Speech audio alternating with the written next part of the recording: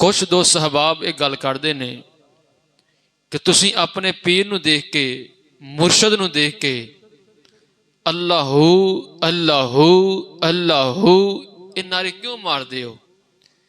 वो तो पीर ने, अल्लाह तो है ही नहीं, नारे क्यों मारते हो? इमामुल अंबिया सल्लल्लाहु अलैहि वसल्लम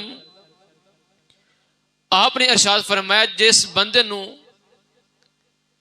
देख के ते अल्लाह याद आ जाए वो बंदा नेक है।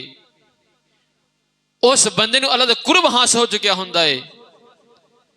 ते जिस पीर नूं देख के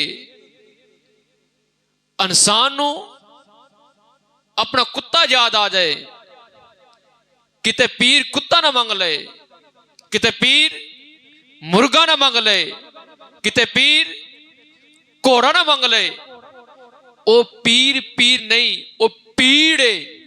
ते जिस पीर नूं देख के अल्लाह याद आ जाए उस नूं पीर आखा जाता है।